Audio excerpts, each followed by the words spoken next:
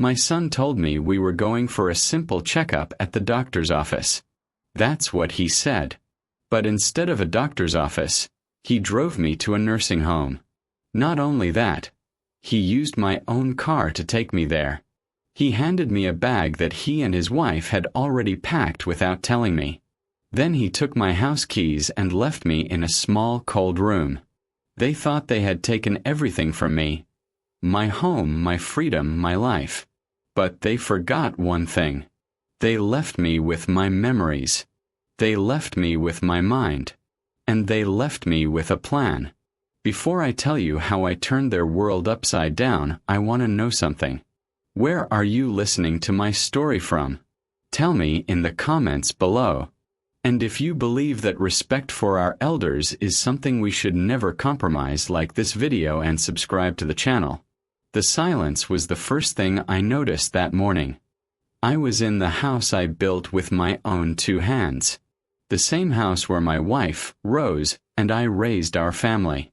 Since Rose passed away, the silence had become louder and heavier.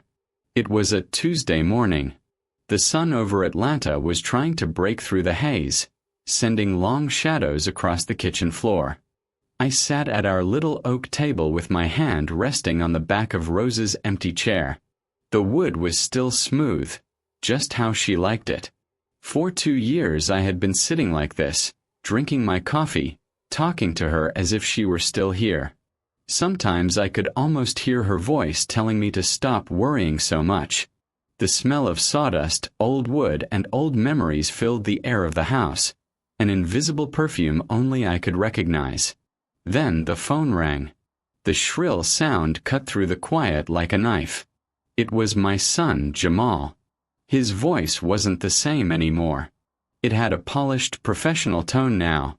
Smooth, polite, and distant. It didn't sound like the boy I taught to ride a bike in the driveway outside. It sounded like his wife, Tiffany. "Hey, Dad," he said. "Just checking in. You doing okay?" The question felt like a formality, like something he had to say. "I'm fine," I told him. "The azaleas are about to bloom." I tried to talk about things that mattered, things that had roots, but he was always in a hurry. Then his tone shifted, like a salesman about to make his pitch. "So, Dad, Tiffany and I were talking. We're a little worried about you in that big house. All those stairs. It's a lot for one person to handle." I gripped the phone tighter. It wasn't the first time he'd said something like this. His words were coated with concern, but they felt sharp underneath. "I'm fine, Jamal. I've been managing these stairs for 40 years. He sighed, a practiced sound. "I know, Dad. I know. But things are different now.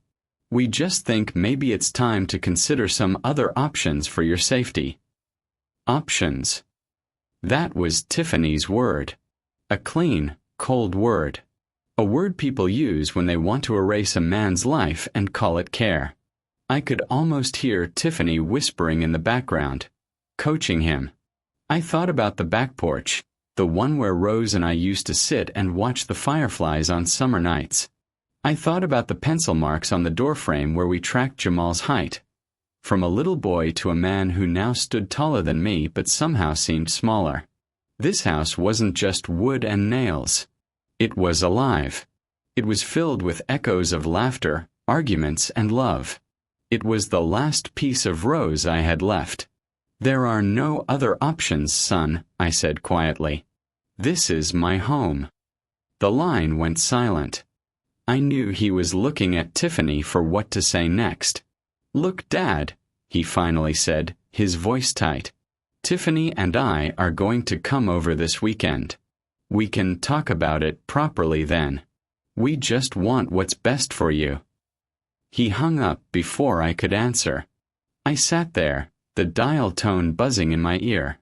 A cold feeling washed over me, one that had nothing to do with the morning chill. This wasn't a conversation they wanted. This was a surrender they were coming to take. That Saturday, right on schedule, I saw their car pulling into my driveway. It was a sleek white SUV, shiny and spotless, the kind of vehicle that belonged in a gated suburb, not in front of my weathered little house.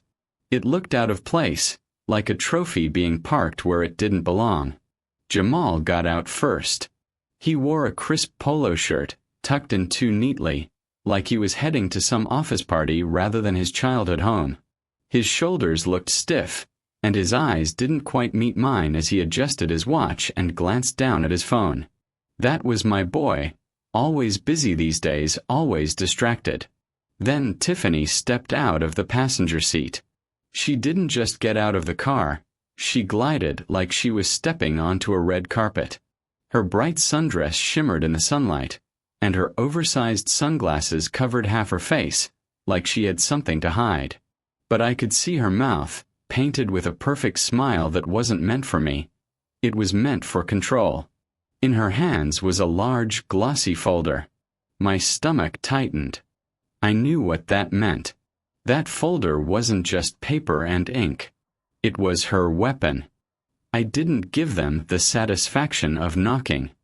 I opened the door myself, standing tall even though my heart was heavy. "Come on in," I said.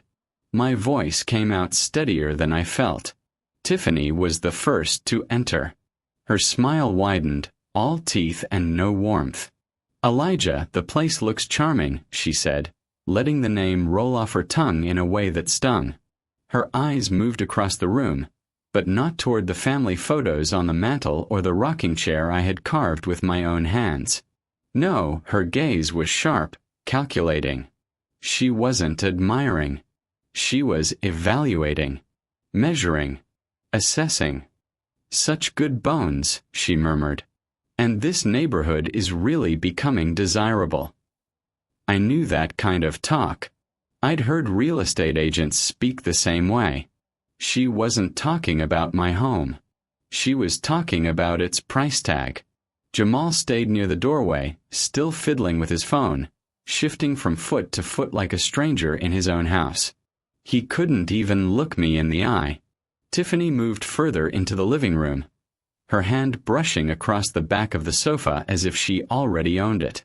With just a few updates, the resale value would be incredible. The potential is, wow. I stayed silent. Words would have only fed her. So I just watched. This woman, this outsider, had wrapped herself around my son, and now she had her eyes set on everything else, including my home. Finally, she settled gracefully on the sofa, crossing her legs with a little flourish. She patted the cushion next to her, and like an obedient child, Jamal sat down.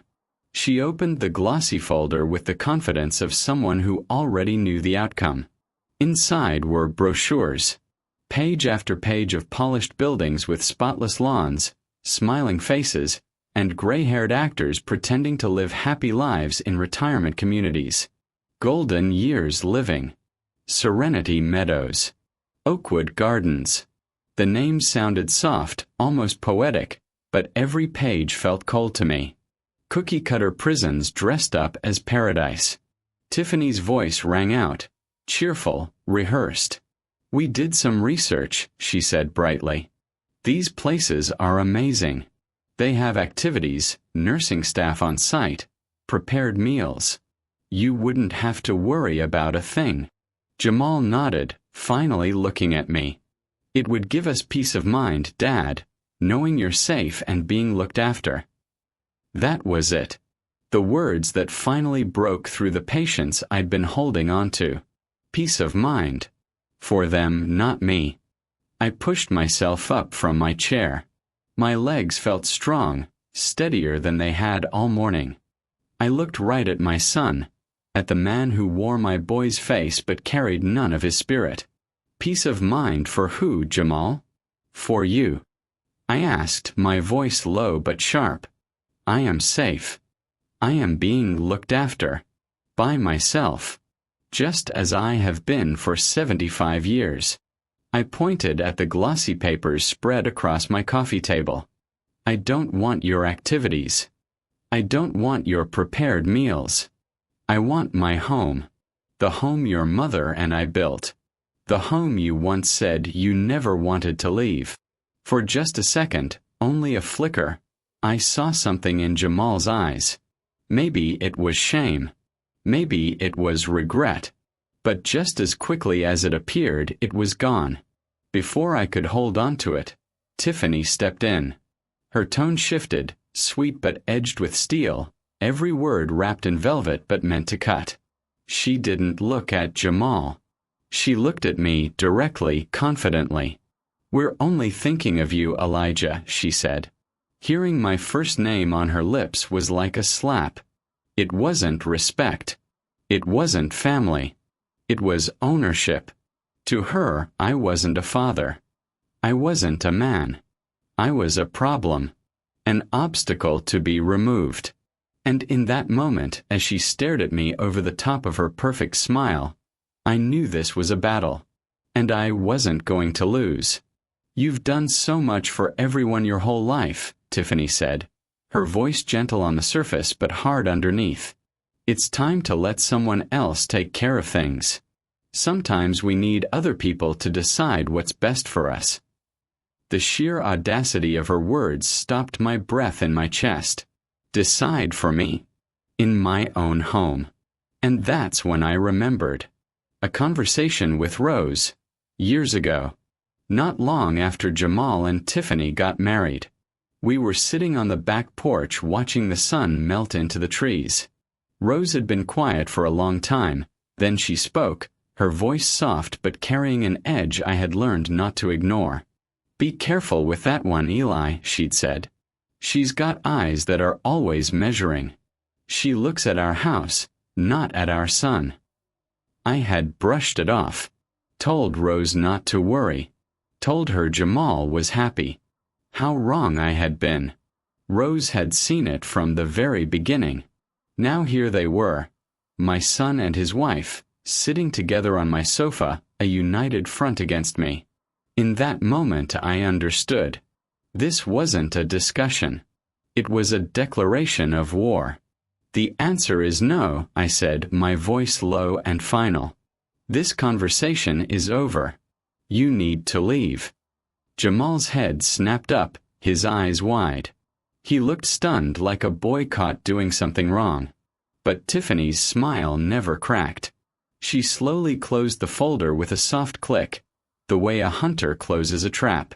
Her movements were calm, deliberate. She rose from the sofa, smoothing down her dress like she was brushing off dust. "Okay," she said lightly, her voice airy sweet. "We understand. You need time to think." They started for the door. Jamal paused, his back to me. He turned, his face a mix of guilt, confusion, and something else I couldn't name. He opened his mouth as if to speak, but Tiffany's hand closed on his arm like a clamp. "Let's go, honey," she said. As she stepped through the doorway, she glanced back over her shoulder. The perfect smile was gone. In its place was a look of cold, calculating resolve. Her lips moved barely at all, but her voice carried across the room like a gunshot. "That's all right," she whispered. "There are other ways." Then they were gone. I stood in the deafening silence of my home, staring at the brochures still spread across the coffee table like a threat. I knew this wasn't the end. This was just the beginning. And I had a feeling their other ways would be far worse than a few glossy pamphlets. The days after their visit were heavy. The silence wasn't peaceful anymore. It was the tense, waiting silence of a battlefield before the first shot is fired. I busied myself in my workshop, surrounding myself with the smell of cedar and pine, the only thing that still felt like comfort. I tried to convince myself I had been firm. That they had heard me. That my son would never betray the memory of his mother. I was a fool. On Wednesday, the phone rang. It was Jamal. His voice was thick, warm with apology. The kind of apology I wanted so desperately to believe. "Dad, I'm so sorry," he began. "Tiffany and we were completely out of line. We overstepped. It's just, we worry." I listened, my heart caught between caution and a father's hope. I was just trying to show you that we cared, and it came out all wrong, he continued, his tone dripping with sincerity. To make it up to you, I want to take you out. Tiffany found this great new clinic over in Buckhead. Top-of-the-line doctors. I'd feel so much better if we could just get you a full, proper checkup. My treat. Please, Dad, let me do this right. It was perfect. The hook was baited just right. This wasn't about the house anymore. It was about my health. It was an act of love, an olive branch, a chance to mend things. And because I still saw my little boy in him, the boy who used to follow me around the workshop holding a toy hammer, I agreed. That was my second mistake. He picked me up the next morning. Tiffany wasn't with him, which made it feel more genuine. Just a father and son. But as soon as I slid into the passenger seat, I felt it. Something was off. My old sedan, the car Rose and I had taken on road trips, suddenly felt different. Like it was holding its breath. Like it knew something I didn't. Jamal was cheerful as we drove. Too cheerful. He talked about sports. About a big promotion at work. About anything and everything that didn't matter. His words were like wallpaper. Meant to distract, to cover what was really going on underneath. But I noticed. We weren't driving toward Emory, or Grady, or any of the hospital districts I knew.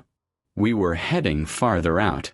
The streets grew quieter, lined with tall oak trees and sprawling brick buildings. A knot began to twist in my stomach. This is a strange place for a clinic, son, I said, my voice low, testing him. Oh, it's one of those new wellness centers, Jamal replied quickly. Too quickly. Very modern. Very private. He kept his eyes fixed on the road, not on me. Then he turned into a long, winding driveway. And there it was. At the end stood a massive brick building. Heavy. Imposing. The kind of place where doors closed and didn't open again. Out front was a carved wooden sign in elegant script. I leaned forward, squinting at the name. Oakwood Gardens. Not a clinic. Not a medical center. A final stop. The chill ran down my spine before my mind even caught up. This wasn't right. Jamal, pull over, I said, my voice rising hard now. What is this place? He didn't answer. He just pulled right up to the grand entrance like he'd rehearsed it. Come on, Dad. Our appointment's at 10. He stepped out of the car, his movements stiff, robotic. Still not looking at me. That's when I knew. I'd walked straight into the trap. The glass doors whooshed open as we stepped inside. And then the smell hit me. Sterile chemicals. Antiseptic. But underneath it, something else. Something faint, sour, like decay mixed with resignation. The lobby was wide, dim, too polished. The floor shined, reflecting pale light from high windows, but it wasn't welcoming. It was a stage for endings. A few elderly people sat scattered in armchairs. Not talking. Not reading. Just waiting. One woman in a wheelchair stared at a television that wasn't even turned on. Another man gazed blankly at the floor, his mouth moving silently, as if talking to ghosts. The only sound was the squeak of a janitor's cart rolling down a long hallway. This wasn't a place of healing. It was a waiting room for death. And then I saw her. Tiffany. She stood at the reception desk, smiling, clutching that same glossy folder from the other day. When she saw us, she raised her hand in a little wave. Bright. Triumphant. My blood went cold. She walked toward us, her heels clicking sharply on the linoleum, echoing in the heavy quiet. See, she said sweetly. Isn't it lovely? Her voice rang hollow in the space. Lovely. Like poison in honey. I turned to Jamal. My son. The boy I had carried on my shoulders, who used to run to me with scraped knees and toy cars. The man who had driven me here under a lie. Jamal, I said. The word came out of me like a plea, like a demand, like the cry of a broken heart. What is this? What have you done? He flinched. Finally, he looked at me. And what I saw wasn't malice. It was worse. It was cowardice. The cowardice of a man who had sold his soul, who had signed away his blood, and was ashamed of the price. He couldn't answer me, because the truth was carved into his silence. So Tiffany answered for him. She strode up to the receptionist, a young woman with tired eyes, and slid the glossy folder onto the counter. "Good morning," she said brightly. "We're here to check in. Mr. Monroe." The world tilted under me. The air vanished from my lungs. I reached out and grabbed Jamal's arm, my grip iron strong, stronger than I expected. No, my voice trembled with a rage I hadn't felt in decades. "Jamal, you tell her. You tell her we're leaving right now." He stood frozen. Not a son. Not a man. Just a statue carved out of weakness. And Tiffany. Her smile finally slipped. It wasn't kindness I saw on her face now. It was pity. Condescending. Cold. She placed her hand on my shoulder. Soft. Controlling. I shook it off like it was fire. They had the papers. They had the house. They had my car, my keys, my name. But they didn't have me. Not yet. I sat on that stiff mattress, staring at the scuffed duffel bag they had packed for me, and for the first time since Jamal pulled into that driveway, I let myself breathe slow and steady. Rage wanted to explode, but no, explosions are loud. Explosions get locked down, medicated, restrained. This couldn't be a fire. This had to be ice. Rose's voice still echoed in my ears. "Straighten your back, Eli. You fight." So I straightened. I stood up, my bones creaking but steady under me. I crossed to the dresser, opened the drawers. Empty. Too neat. They wanted me to believe I had nothing left. But I still had my hands, my mind, my patience. I pressed my palm flat against the wall. Solid brick behind thin plaster. Old construction. This building had bones, and I had spent a lifetime learning how to read them. A carpenter knows where the weak joints are. I turned back to the window. The brick wall outside looked like a prison, but it wasn't. It was a puzzle, and puzzles can be solved. I sank back down on the mattress, this time not in defeat but in calculation. They thought they had put me away, tucked me neatly out of sight. But what they really did was lock themselves in here with me, because I had nothing left to lose. And a man with nothing left to lose is the most dangerous kind of man. They had been thorough, but not thorough enough. In their eagerness to box me up and label me, they had left me the one thing that mattered. Not my keys. Not my car. My reach. I slipped my hand into my pocket and felt it there. Warm, buzzing faintly like a live coal. My phone. My link to the outside world. They'd taken my freedom, but not my silence. I sat back down on the mattress, not in defeat this time, but in preparation. My thumb slid over the cracked glass of the screen, the familiar grooves of use. It was almost funny. This little machine they assumed an old man wouldn't know how to use.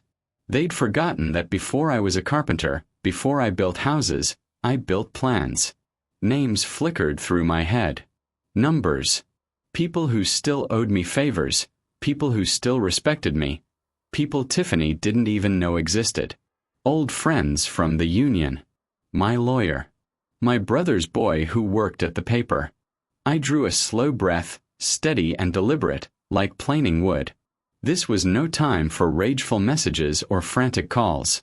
This was time for precision. I scrolled, found the first number. Then I stopped. My reflection stared back at me in the darkened screen. Lined face, eyes clear, mouth set. Rose would have smiled at that look. I slipped the phone back into my pocket. Not yet. Not until I had the lay of the land. Not until I understood every routine, every door, every weak point. I stood, crossed to the window, and traced the outline of the frame with my fingertips. Old wood painted over, but not sealed. The screws were standard issue. With the right tool or the right improvised one, they'd come out easy. They thought they'd locked me up. They hadn't locked me up. They'd locked me in. And that was different. They had taken my keys. They had taken my car. They had taken my home. They had even taken my name and turned it into a file number. A patient in room 2B. They thought they had stripped me of everything. They thought I was helpless now, like a child. They controlled the visitors, the calls, the food, the schedule. But they had missed two things.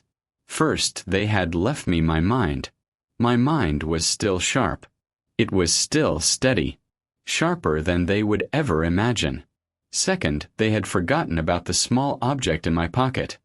My cell phone. It was still there. They had taken the keys to my house, but they had left me the key to their destruction, buzzing silently in the palm of my hand. I held it and stared at the glowing screen. They saw an old man sitting alone. They didn't see the carpenter who knew how to measure twice and cut once. They didn't see the man who understood that before you build anything strong, you first need a plan. I was not a prisoner. I was a craftsman. And this was just a new kind of project.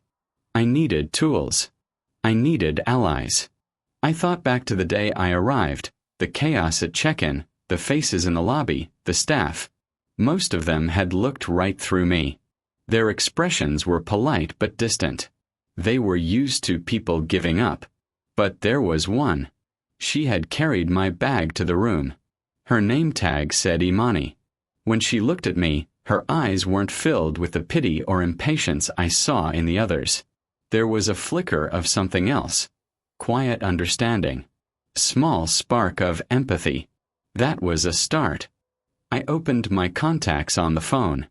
I scrolled through names. Old friends, neighbors, people from church, people who had no idea what had happened. Then my thumb stopped on the name I needed. Marcus Thorne. Attorney at law. My friend for over 30 years. A man as sharp as a freshly honed chisel. A man Rose had trusted completely. A plan began to take shape. Not all at once, but in pieces. Like fitting together the joints of a fine piece of furniture. It was a long shot. It was full of risks. But it was a plan. It was a weapon. They had taken everything I owned. But they had left me the one thing that mattered, the ability to fight back. The next morning, the sun rose on a different man. I was still in room 2B. The pale yellow walls were still my cage. But the man inside them was no longer a prisoner. He was a general, and this quiet, sterile facility was now his command center. The first rule of any good strategy is to understand the terrain and the enemy. So that's what I did. I began to play the part they had given me. When they brought me bland, lukewarm oatmeal, I ate it without complaint. When they gave me a small paper cup with my morning pills, I swallowed them and nodded. I was quiet. I was compliant. I moved slowly. To the staff, I was just another old man fading into the routine. To them, it looked like surrender. To me, it was camouflage. My primary focus was Imani. I watched her. She moved differently than the other nurses. The others were efficient but hurried. They saw tasks, not people. Imani saw people. She paused for an extra second to adjust a pillow. She made eye contact. She listened. For 2 days, I said nothing about my plan. I simply engaged her in small ways. I asked her where she was from. I told her about my workshop and the smell of fresh-cut cedar. One afternoon, as she was checking my blood pressure, I told her about the rocking chair I had made for Rose when she was pregnant with Jamal. I told her how I had carved Rose's initials, RM, into the wood under the armrest. A man's hand should build things that last longer than he does, I said. She smiled a warm, genuine smile. My granddaddy used to say things like that, she said softly. He was a bricklayer. I had found my opening. The next day, I waited until she was on her rounds and the hallway was quiet. "Imani," I said, my voice low. "Can I speak with you for a moment? In private." She looked around. Then she stepped into my room and left the door slightly ajar. I didn't waste time. They had taken my keys. They had taken my car. They had taken my home. They had even taken my name and turned it into a number. Resident Monroe, room 2B. They thought they had stripped me of everything. They thought I was helpless now, a tired old man, easy to move and easy to silence. They controlled the visitors, the calls, the food, the schedule. They thought I had no power left. But they had missed two things. First, they had left me my mind. My mind was still sharp, still steady, still mine. Sharper than they could ever imagine. Second, they had forgotten about the small object in my pocket. My cell phone. It was still there, cool and solid in my palm, glowing when I touched the screen. They had taken the keys to my house, but they had left me the key to their destruction. They saw an old man. They didn't see the carpenter who knew how to measure twice and cut once. They didn't see the man who understood that before you build anything strong, you need a plan. I was not a prisoner. I was a craftsman. And this was just a new kind of project. I needed tools. I needed allies. I thought back to the day I arrived, the chaos at check-in, the faces in the lobby, the staff. Most of them had looked right through me. Their expressions were polite but distant. They were used to people giving up. But there was one. She had carried my bag to the room. Her name tag said Imani. When she looked at me, her eyes weren't filled with pity or boredom. There was a flicker of something else. Quiet understanding. Small spark of empathy. That was a start. I opened my contacts on the phone. I scrolled through names. Old friends, neighbors, people from church, people who had no idea what had happened. Then my thumb stopped on the name I needed. Marcus Thorne. Attorney at law. My friend for over 30 years. A man as sharp as a freshly honed chisel. A man Rose had trusted completely. A plan began to take shape. Not all at once, but in pieces. Like fitting together the joints of a fine piece of furniture. It was a long shot. It was full of risks. But it was a plan. It was a weapon. The next morning, the sun rose on a different man. I was still in room 2B. The pale yellow walls were still my cage. But the man inside them was no longer a prisoner. He was a general, and this quiet, sterile facility was now his command center.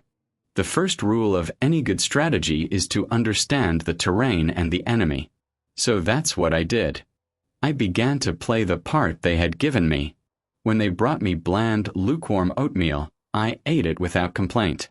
When they gave me a small paper cup with my morning pills, I swallowed them and nodded. I was quiet. I was compliant. I moved slowly. To the staff, I was just another old man fading into the routine. To them, it looked like surrender. To me, it was camouflage. My primary focus was Imani. I watched her. She moved differently than the other nurses. The others were efficient but hurried. They saw tasks, not people. Imani saw people. She paused for an extra second to adjust a pillow. She made eye contact. She listened. For 2 days, I said nothing about my plan. I simply engaged her in small ways. I asked her where she was from. I told her about my workshop and the smell of fresh-cut cedar. One afternoon, as she was checking my blood pressure, I told her about the rocking chair I had made for Rose when she was pregnant with Jamal. I told her how I had carved Rose's initials, RM, into the wood under the armrest. A man's hand should build things that last longer than he does, I said. She smiled a warm, genuine smile. My granddaddy used to say things like that, she said softly. He was a bricklayer. I had found my opening. The next day, I waited until she was on her rounds and the hallway was quiet. Imani, I said, my voice low. Can I speak with you for a moment? In private. She looked around. Then she stepped into my room and left the door slightly ajar. I told her everything. The lie about the checkup, the stolen keys, the power of attorney, the house. I kept my voice calm, laying out the facts like I was explaining a blueprint. I watched the understanding dawn in her eyes, followed by a flicker of anger on my behalf. That's just awful, Mr. Monroe," she whispered. I knew something wasn't right. That's when I played my card. "I need to make a phone call," I said. "A private one to my lawyer.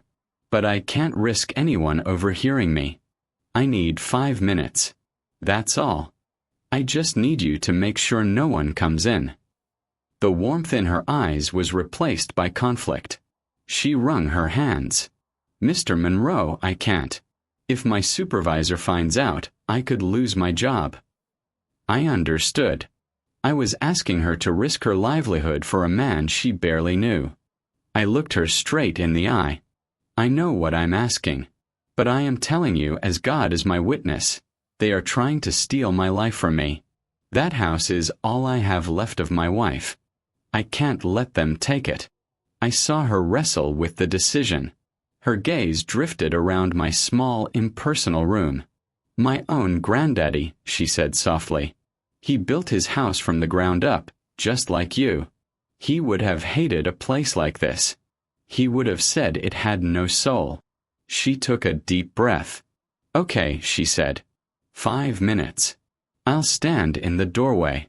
If anyone comes, I'll tell them you're resting." My heart hammered against my ribs, not with fear, but with adrenaline. This was it. The first shot.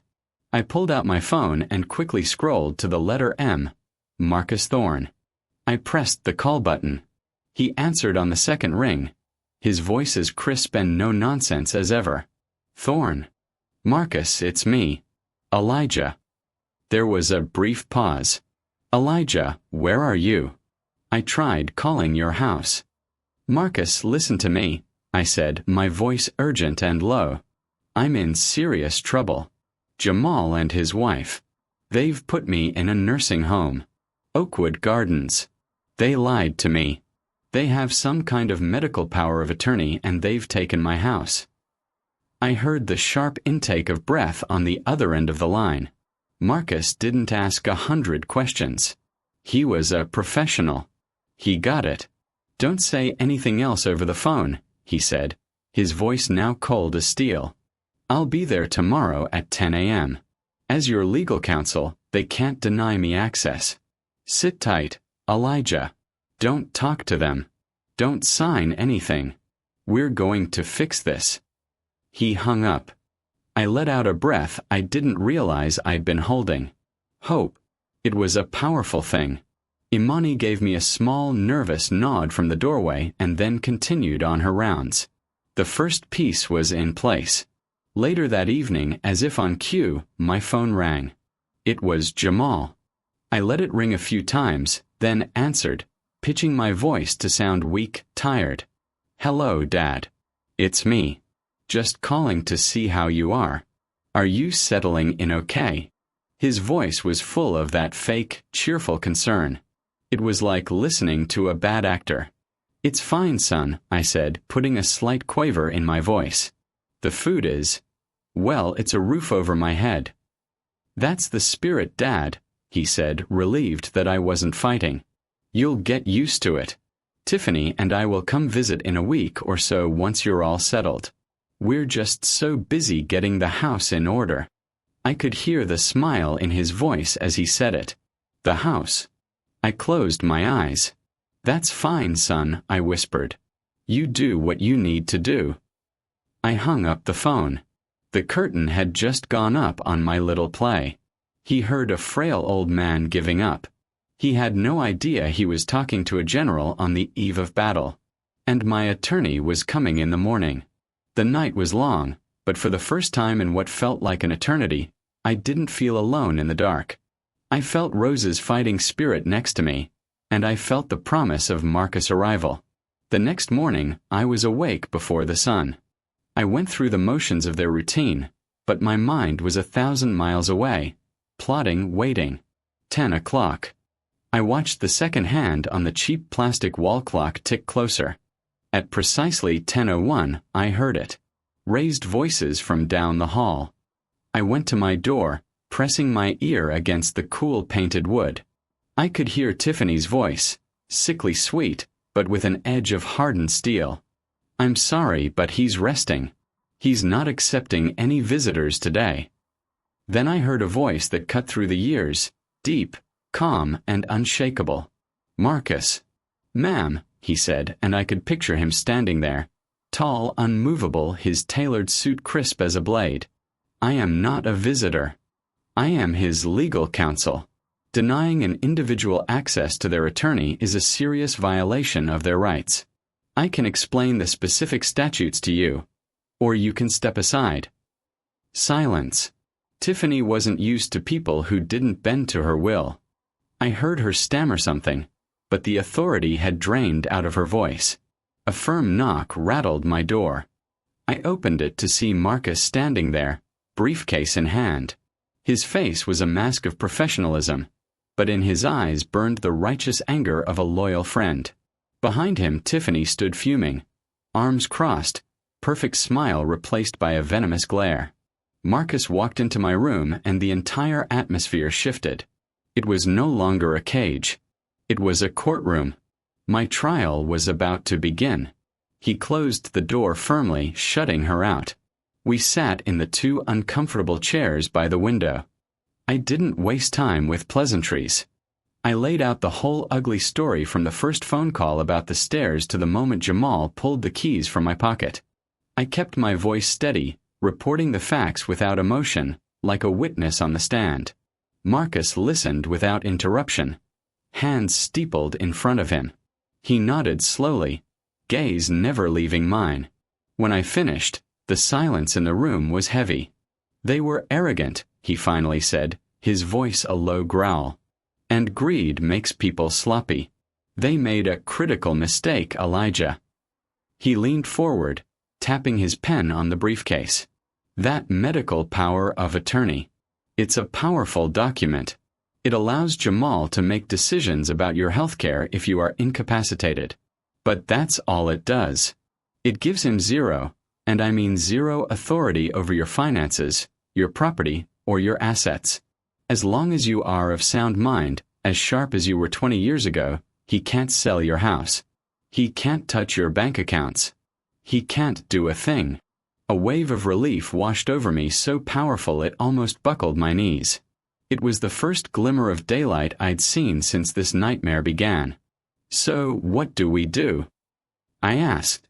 Marcus opened his briefcase with 2 sharp clicks. The sound was like a judge's gavel. "We don't just defend you, Elijah," he said. "We attack. We don't just block them. We remove the entire chessboard." He laid out the plan, each step a hammer blow against their scheme. "First," he said, pulling out a document, "you're going to sign a new durable power of attorney. This one is comprehensive. Financial, legal, property. And you are going to appoint me as your agent. The moment you sign this, it revokes and supersedes any and all previous documents. Jamal's medical POA will be worthless." He slid the paper and a pen across the small table. "Second," Marcus went on, "with that authority I'll contact a trusted real estate agent this afternoon. We're going to list the house for a quick sale. Cash buyer, no contingencies. We might take a small hit on the price, but we'll have it sold and closed before they even know what's happening." My mind reeled.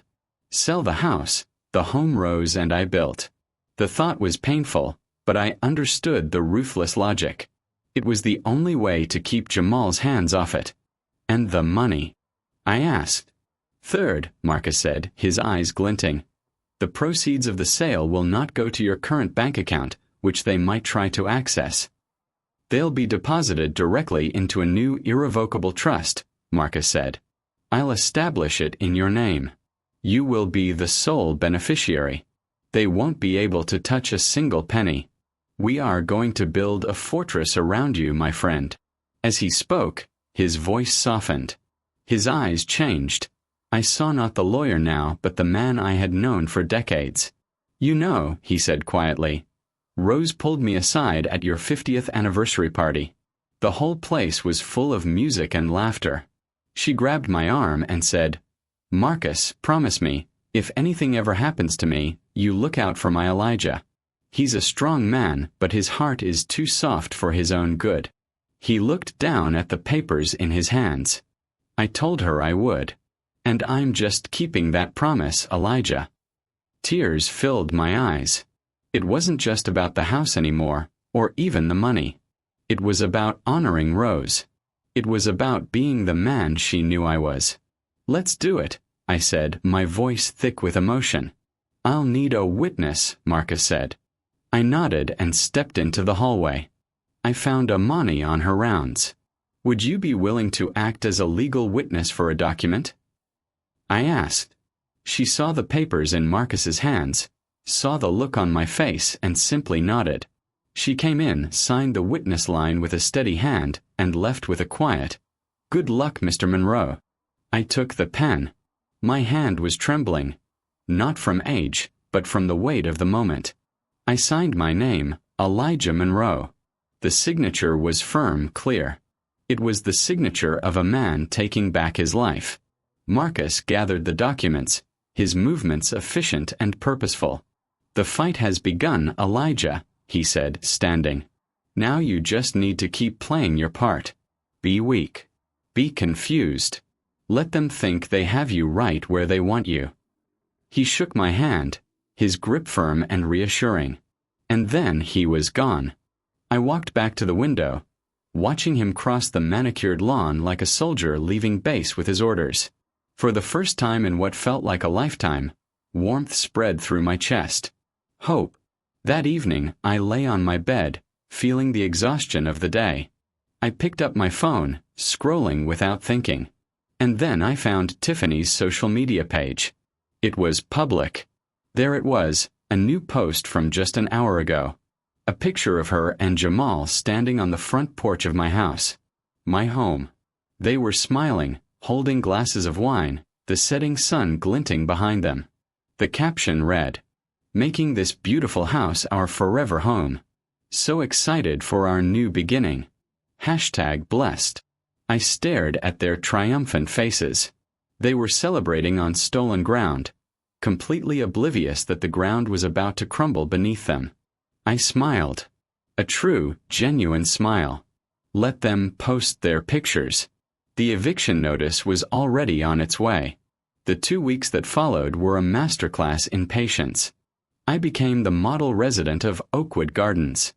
I was a ghost in the hallways, a quiet old man who kept to himself. I ate what they gave me. I slept when they told me. I spoke only when spoken to. To my son and his wife, my silence was the sound of defeat. To me, it was camouflage. They believed they had broken me. They thought I was defeated. But the truth was different. I was like a coiled spring, wound tight and ready to snap. Every day I played the part of a frail, tired man, the tension inside me growing stronger, sharper. While I stayed quiet in my small yellow room, Marcus was moving like a storm on the outside. Every phone call we exchanged was quick, coded, a secret lifeline for the battle being fought on my behalf. One afternoon, my phone buzzed. It was Marcus. "Elijah," he said, his voice low and precise. "We have an offer. A young family, 2 kids. They lost out on 3 other houses in the neighborhood. They're eager. It's a cash offer. Quick closing. About 10% under what we could get if we waited. But it's clean, fast, no contingencies." I looked around my pale, lifeless room. I thought of a young family laughing in the halls, filling the spaces where Rose and I had grown old together. It felt right. "A family," I said. "Rose would have liked that. Take it, Marcus. Sell my home." While Marcus quietly dismantled their future, Jamal continued to play the part of the son helping his father. He would call from the house, his voice echoing faintly through the phone. "Hey, Dad. We're making great progress here," he said, false cheer in every word. Had to get a dumpster for the attic. You and Mom sure kept a lot of junk. Junk. He called her treasured photo albums junk. He tossed aside her antique gardening books. The cedar chest I had built for her on our first anniversary. Filled with linens she had embroidered by hand? Just another box in the pile. A cold, quiet fury settled deep in my bones, but on the phone, my voice was a trembling whisper. "Oh, okay, son. If you think it's for the best." He sighed with relief. He was so eager to believe his own lies, so eager to believe he had my permission to erase the life I had built. He had no idea that every box he threw away, every item he considered worthless, was just another nail in his own coffin. He didn't notice the inspector and the appraiser who came and went quietly one Tuesday afternoon. He didn't see the real estate agent showing the house to the young family on Thursday morning while he and Tiffany were at work. Everything was moving like clockwork, faster than they could comprehend. On Friday, Marcus called again. "It's done, Elijah," he said. "The papers are signed. The house is no longer in your name. The funds are wired directly into the new trust account. Completely secure. We're ready for the final move. Just give me the word." I felt a deep, profound calm. The anchor to my past, the house, was gone. And yet, instead of despair, I felt freedom, a sense of power returning, like a ship cutting its lines and sailing into a new dawn. All that was left was the perfect moment to strike. And Tiffany, in her infinite arrogance, handed it to me herself. That evening, my phone rang. It was her. "Elijah, sweetie," she cooed, her voice like honey laced with poison. "Just wanted to let you know. Jamal and I are having a little housewarming party tomorrow night. Just a few friends over to celebrate our new home." I could hear the clinking of glasses in the background. They were already celebrating. "We know you're not really up for socializing," she continued, each word dripping with condescension. "So you don't need to worry about coming, of course. It would be too much for you. Just rest up and get your strength back." The insult was complete, profound. I almost laughed. She was keeping me out of my own home from a party celebrating the life I had built, and she tried to make it sound like she was being kind. This was it. The peak of their arrogance. The perfect stage for their downfall. I let out a long, quiet sigh for her benefit. "Thank you for letting me know, Tiffany," I said, my voice fragile, weak, as if I were a tired old man. "That's very thoughtful of you. I'll just rest here." "We knew you'd understand," she chirped, her false sweetness dripping through the line. "Talk to you next week." She hung up. I sat in the silence of my small yellow room, the phone still in my hand. The word understand echoed in my mind. I looked out the window, not at the brick wall, but at my own reflection in the darkening glass. The man looking back at me was not weak. He was not defeated. His eyes were clear, burning with a cold, hard light. The performance was over. It was time for the curtain to rise on the final act. I calmly scrolled through my contacts and pressed the button for Marcus. He answered immediately. "Marcus," I said. My voice was no longer a frail whisper.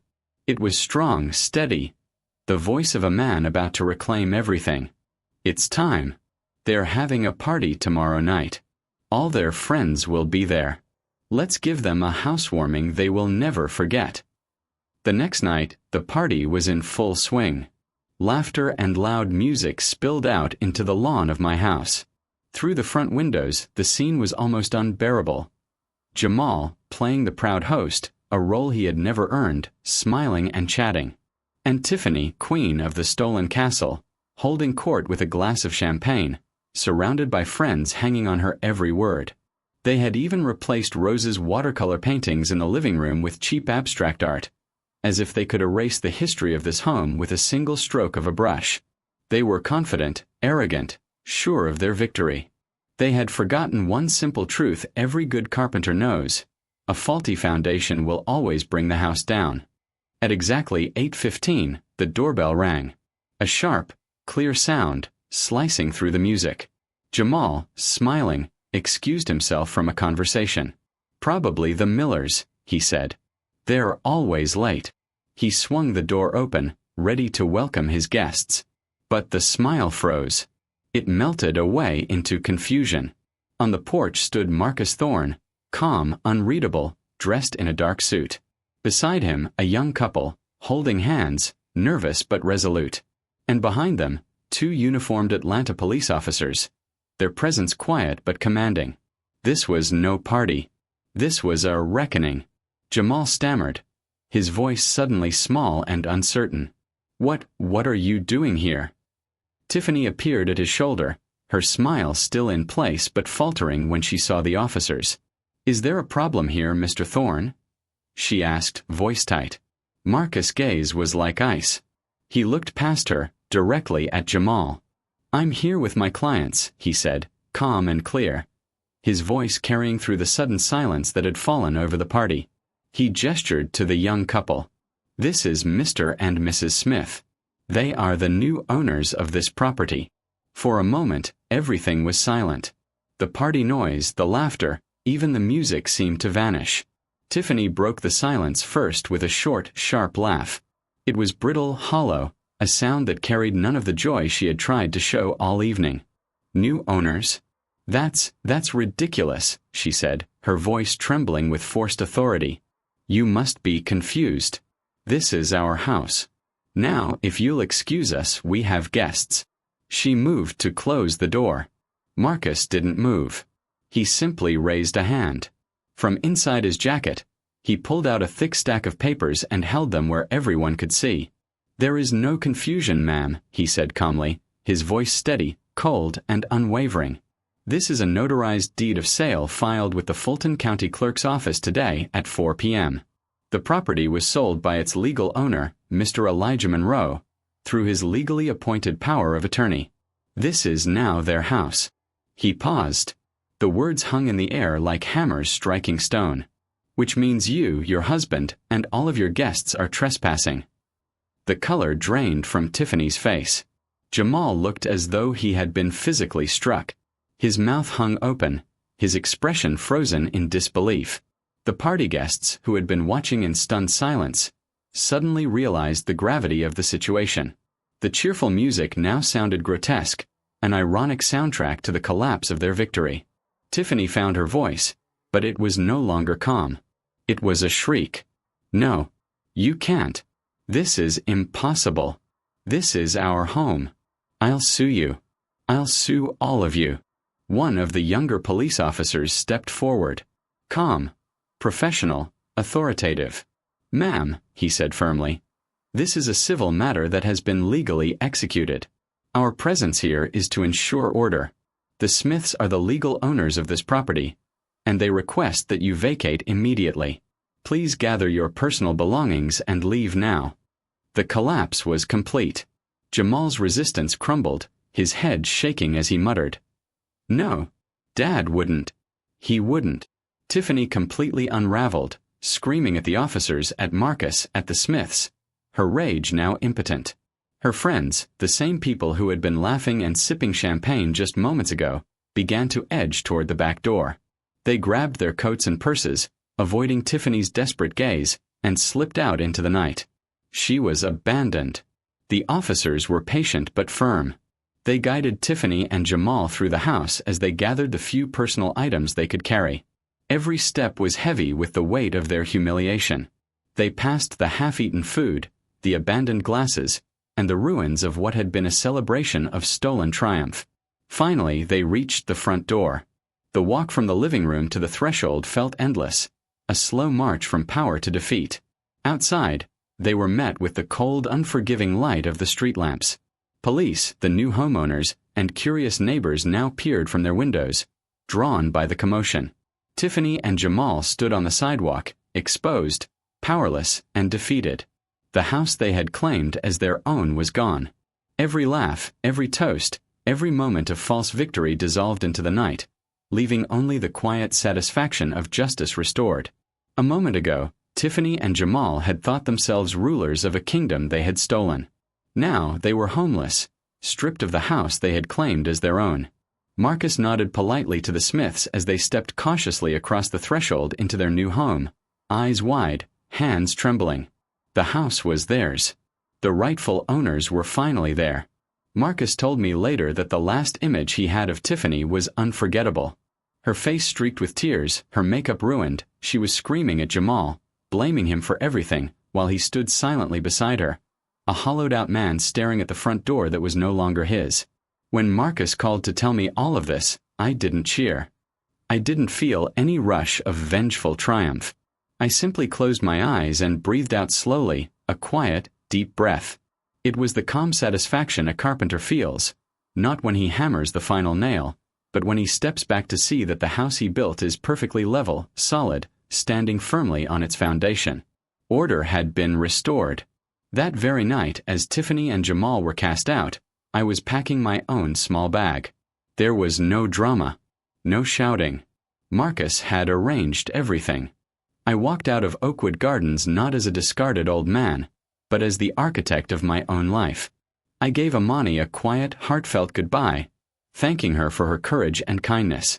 I didn't tell her what was coming. I wanted it to be a surprise. I stepped into the back of a car waiting for me, arranged by Marcus, and didn't look back. There was nothing left for me there. Marcus told me that Tiffany and Jamal lingered on the sidewalk for nearly an hour under the cold streetlights. Alone, stripped of their friends and supporters, they were a pitiful sight. Their dream had turned to ashes in a single night. First came anger, flung at everyone but themselves. Then blame, Tiffany accusing Jamal of weakness, Jamal accusing her of greed. Their partnership, built entirely on what they could take from me, crumbled the moment the treasure they coveted was gone. They ended up in a cheap motel, the silence between them heavier than any argument. The next morning, a furious Jamal stormed into Oakwood Gardens, demanding to see me. The receptionist, the same one who had checked me in months before, looked at him with serene professionalism. "I'm sorry, sir," she said, checking the computer. "Mr. Monroe was discharged last night." Jamal's face twisted in disbelief and impotent rage. He had come looking for a fight, for a confrontation, only to find the battlefield empty. He had lost, and he didn't even know how. In desperation, he called my lawyer. Marcus later told me Jamal didn't even say hello. His voice was raw, screaming entitlement. "Where is he? Where is my father's money? What did you do with it?" Marcus let him vent. Let the storm break. And when there was finally a pause, Marcus' calm, measured voice cut through. "Jamal," he said, "nothing was stolen. Everything was executed legally, according to your father's explicit instructions in a legally binding power of attorney. Perhaps you should have understood the law before you tried to misuse it." Jamal fell silent, the words sinking in. Marcus continued. "As for the proceeds from the sale of the house, your father decided that money should be used to build something more meaningful than a new kitchen for your wife. He has instructed me to establish the Rose Monroe Scholarship Fund." And just like that, everything Tiffany and Jamal had tried to take from me, the home, the possessions, the control, they had lost.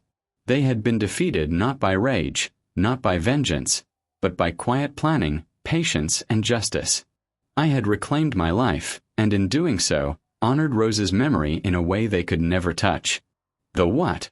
Jamal stammered, disbelief thick in his voice. "Your mother's legacy," Marcus said firmly, letting the words hang like a gavel striking a verdict. "The fund will be administered by Spelman College here in Atlanta. It will provide a full 4-year scholarship to a deserving young African-American woman studying fine arts or craftsmanship. 1 student every single year in perpetuity.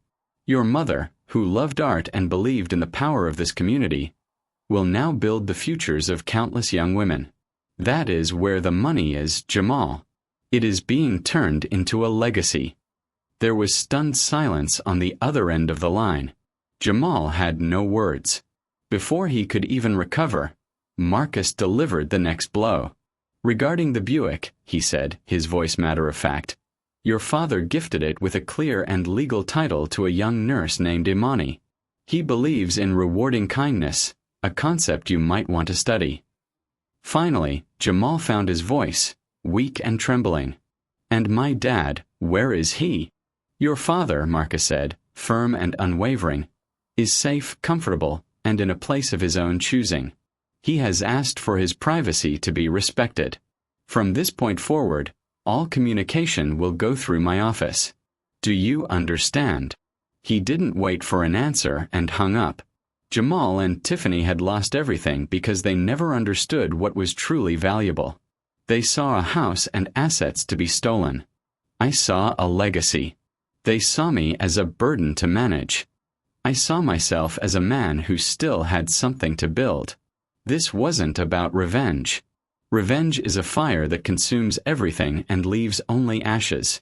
This was about restoration. I didn't destroy their future. I simply refused to let them steal mine. Instead, I invested it in the memory of my wife, in the future of my community, and in the quiet, profound power of a single act of kindness.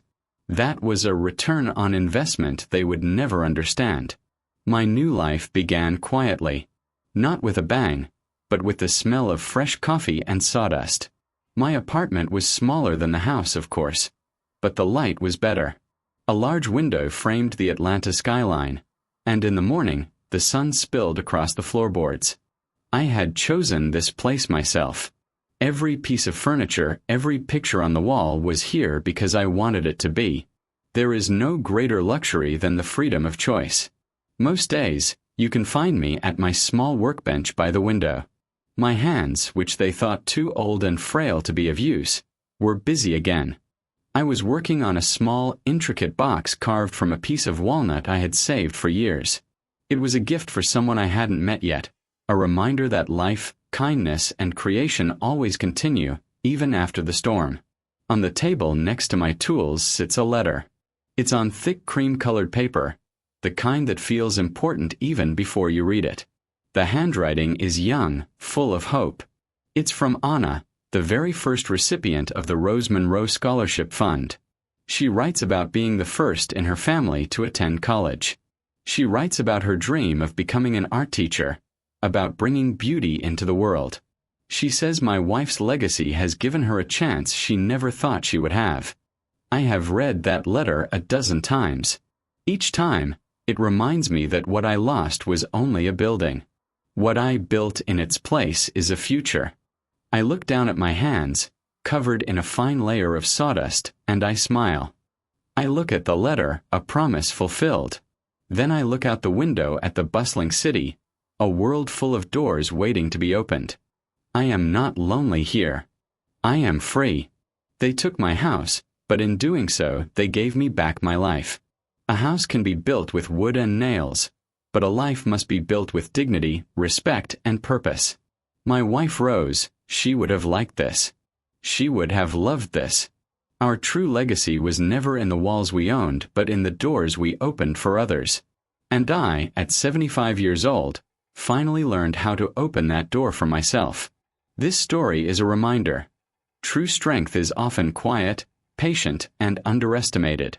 Our greatest assets are not material possessions, but our minds, our integrity, and the legacies we choose to create. Elijah's victory wasn't about revenge or punishment. It was about transformation, turning greed into a wellspring of hope for future generations. What did you think of the way Elijah created his final legacy? Think about it. True power isn't in taking from others. It's in reclaiming your own story, building something that outlasts you, and ensuring that your life leaves the world better than you found it.